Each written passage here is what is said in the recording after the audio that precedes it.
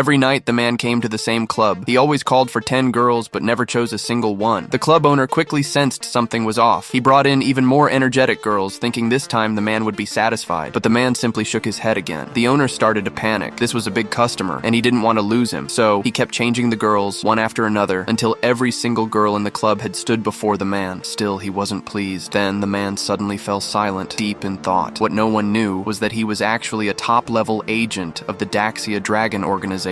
Just a few days ago, he had completed his final mission, wiping out a dangerous group invading from the east. That same day, he officially retired, planning to spend the rest of his life making up for lost time with his family. But fate had other plans. Out of nowhere, he received a distress call from his daughter. He instantly told her to calm down, and using his agent access, tracked her exact location. He said, "Don't hide in the bathroom. That's too easy to find. Go to the room across the hall and get under the bed." Terrified, the girl did exactly what he said. The gangsters were already moving closer. Her father's voice came through the phone again. "Listen to me carefully. Whatever I ask, answer fast and don't panic." The girl recalled that when they first arrived in Baixiang country, a man named Song Mu had shared a ride with them. Her father asked quickly, "What did he look like?" She replied, "He was tall and had curly hair." Meanwhile, the gang had reached the 4th floor. The girl started crying. "Dad, what do I do now?" He said, "Put your phone on speaker, place it on the floor, and keep describing everything you see. Their faces, tattoos, scars, skin color, everything." The girl did as told, but just moments later,